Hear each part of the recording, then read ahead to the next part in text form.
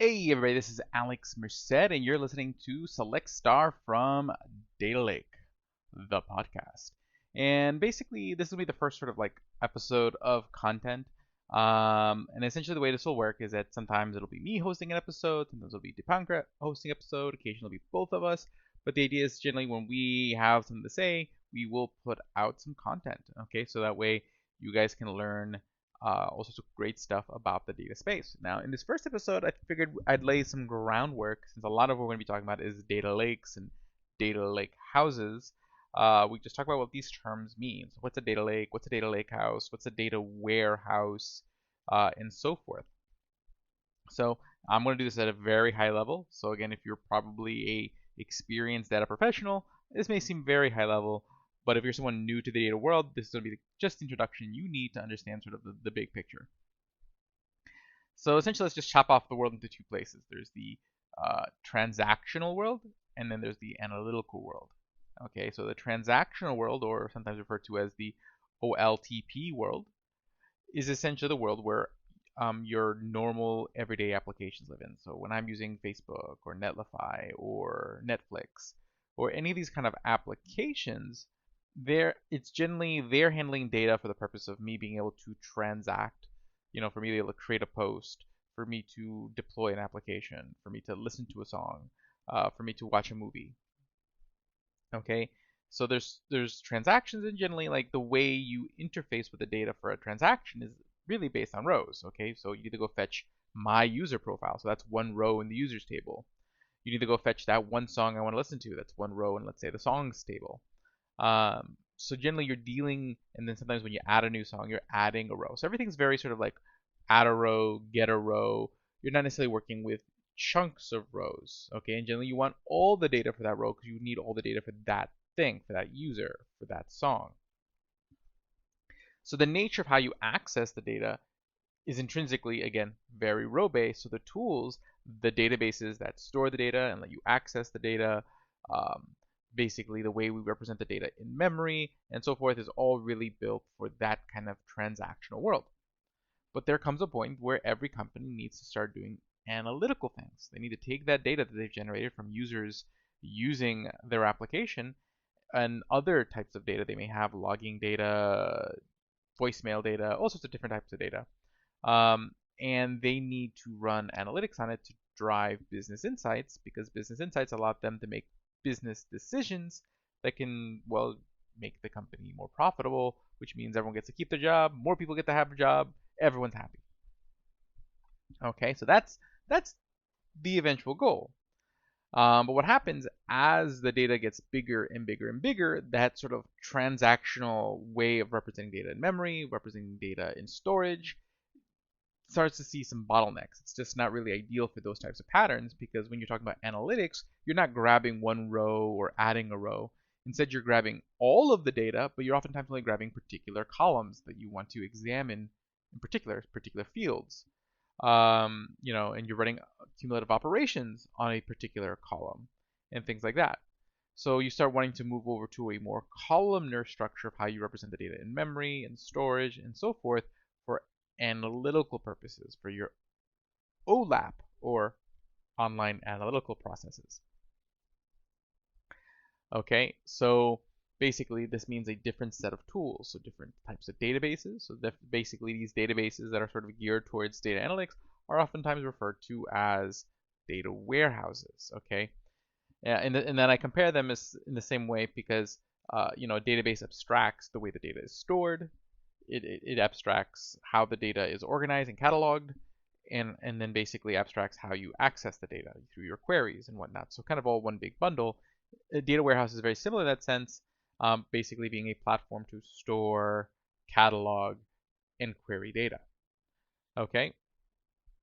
So essentially what happens is that you need to move your data from your analytical systems or your transactional databases over to generally your data warehouse. So this process of moving data from point A to point B, well, requires you to export the data from point A. Then chances are the data may not be in exactly the right shape for analytical processes. So then you need to transform the data, and then you need to load the data in point B. That's referred to as ETL, export, transform, load. Okay, get data from point A to point B. Okay, and so far the story's simple. Okay, got it. I have certain things for transactional things, and I got certain things for analytical things, and every once in a while I need to move data from point A to point B. Okay, but it gets more complicated. Generally, your data warehouses can only handle what's called structured data. So this is the data that could fit in a table, columns and rows. Okay, so that's problem one. Problem two, the more data you store, generally data warehouses, you're going to pay a lot more to store versus sort of like a pure storage thing like cloud object storage. So it can get pretty expensive. Okay, on the storage side, and then also running the queries, the cost of running those queries, basically nowadays where you pay per compute, also can be more expensive than alternatives. So while you get this nice abstraction, it can be a very expensive abstraction, the data warehouse, especially for the kind of sizes of petabytes, of data that we're talking about with a lot of these sort of the biggest data names. Okay, so the idea was, okay, well, I can't put all my data in the data warehouse, and it would be too expensive even if I could, but I know I need that data available for analytics, so there needed to be something else. And this is where the birth of the data lake comes in, particularly with a framework called Hadoop.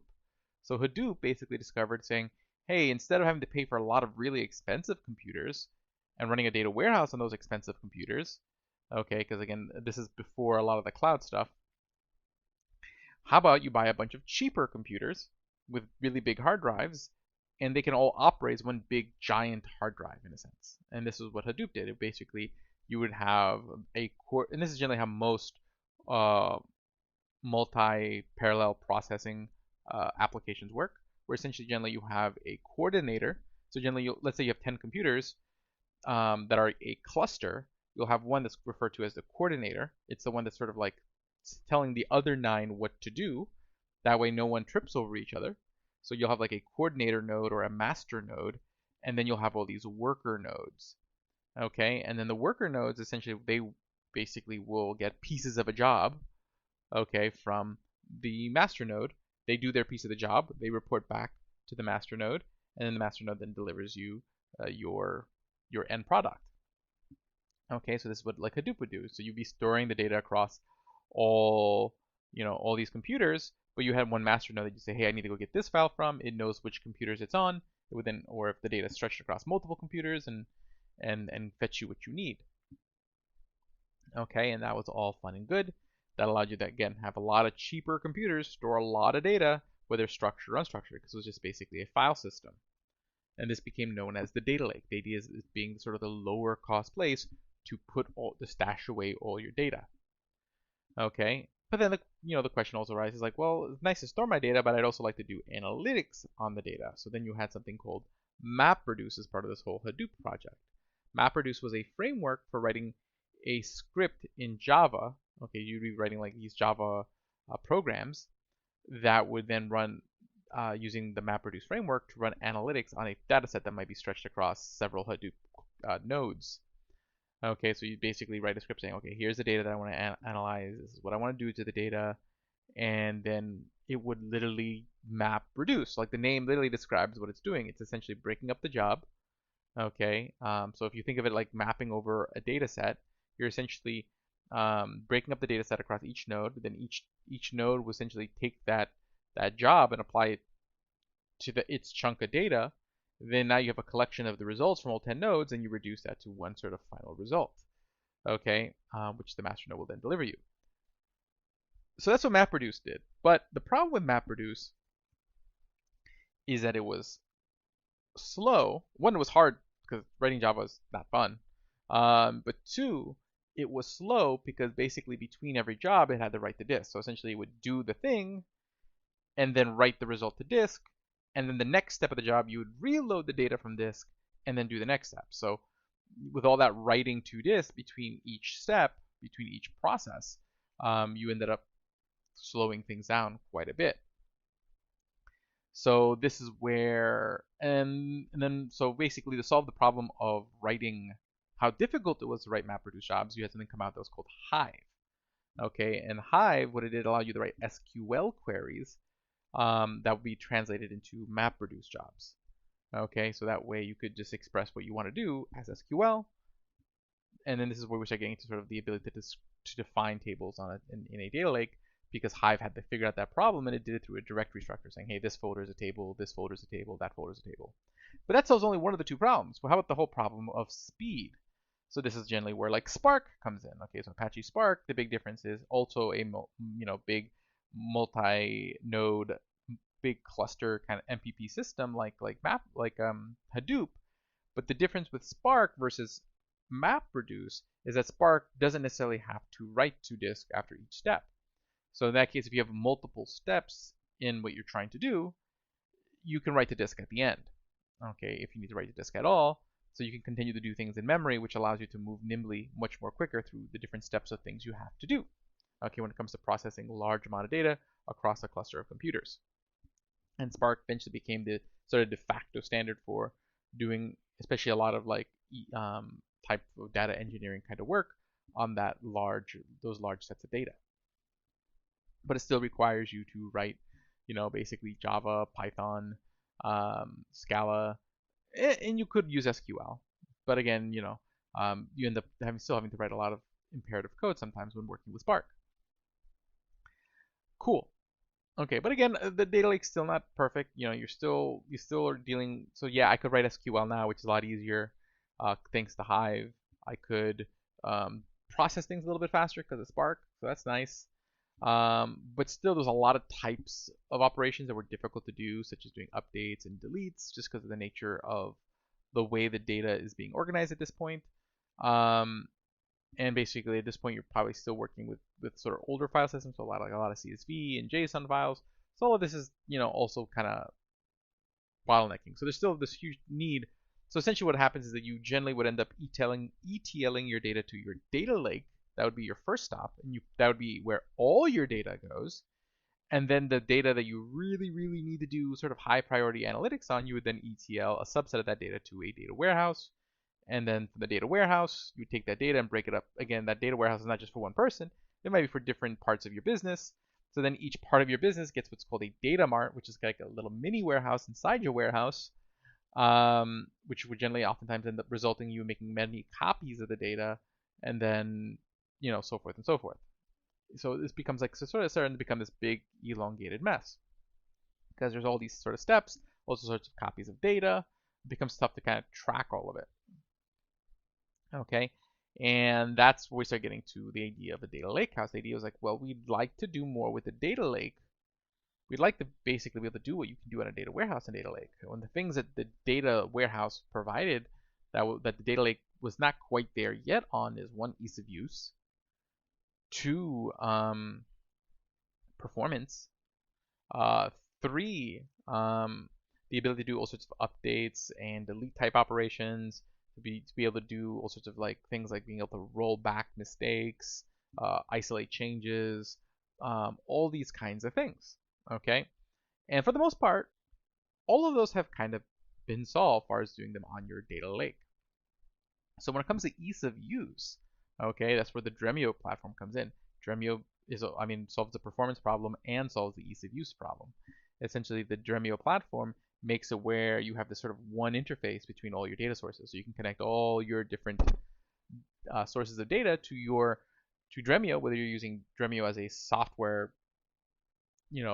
cluster, or you're using it as a cloud managed service. Either way, you can connect it to all your sources of data. And now all your users have a much easier, nicer interface with that data, where they can document that data, where they can accelerate those queries, where they can basically do what they need to do. So there's the ease problem. Okay, you have the performance issue. Now the performance issue gets fixed on many different levels. First is the file format. So you eventually have this file format called Parquet that evolves, that becomes a standard. And what Parquet does is that, one, it breaks the data into binary, which is faster than text-based data. It's columnar structure. Columnar is going to be faster for analytics than row-based data. But also it packs in metadata. And you're going to see this theme later, where basically by providing a little extra data about the data set, tools can then read that data faster. So basically what happens in a Parquet file, the data is basically broken up into row groups, or groups of row data. Okay, and that row data has metadata so that we can identify like, hey, is this a group of rows that I really want to like read? Okay, so you have that. But then on top of a group of Parquet files, you have what's called a table format like Apache Iceberg. And Apache Iceberg provides more metadata, not about an individual file, but about the files as a group that allows, basically before we even have to scan those row groups, we can determine, hey, do we need to scan these files at all? Okay, so that adds like another layer for speeding up your scans, because again, the best way to speed up a scan is by realizing there's things you don't need to scan and not scanning them. Okay, so so basically we can determine not what files we need to scan, and once we determine what files we scan with Parquet, we can determine what groups of rows in that file we need to scan. Okay, and then you have the engine. So again, this is another place where Dremio solves a problem, where you have basically Dremio uses technologies such as the columnar cloud cache, data reflections, and leverages another technology called Apache Arrow, which is a way of representing data in memory in a columnar format. So that way for faster analytics. So essentially between all of that, your performance on your data lake is much faster. So again, it's much easier for me to use my data lake. It's much faster for me to use my data lake now. Okay, now with something like Apache Iceberg, you now enable the ability to do updates, deletes, to be able to roll back, so you can do like time travel and undo your mistakes. Okay, and then now with this additional technology, Project Nessie, you're able to do more Git-like semantics on your Apache Iceberg tables, which allows you to isolate ETL work, so you can do like a branch and then do your ETL work there before you publish it by doing a merge, kind of like you would with normal code. Of course, that's why it's called this data as code paradigm. So between all these technologies, you pretty much now have all the functionality that was on the data warehouse with that easy to use interface, with that performance, with the ability to do all those extra types of transactions. So you're kind of getting there, and this whole concept is referred to as the data lakehouse. The data lakehouse being, again, a data warehouse. We're basically turning your data lake into a data warehouse, okay, where it can basically do the data warehouse work, okay, which is why the data lake is such an exciting place right now, because this data lakehouse, essentially the next era of data lakes, is essentially kind of delivering on the promises that data lakes had when they first appeared, and that's pretty cool. Okay, so hopefully this kind of gives you some context on data lakes, data warehouses, data lakehouses, so that way you have a little bit more context going forward, as we are going to be spending a lot of time talking about data lakes and data lakehouses and the challenges and the benefits and all sorts of things. But if you guys enjoyed this, again, make sure you share this with your friends, subscribe to the podcast. I'll see y'all later. Have a great day and enjoy. And make sure to follow me and Dipankar on Twitter and LinkedIn. Okay, just look up our names. AM Data Lakehouse over here. And then you just look up our names on LinkedIn and you'll be good to go. I'll see y'all later. Have a great one.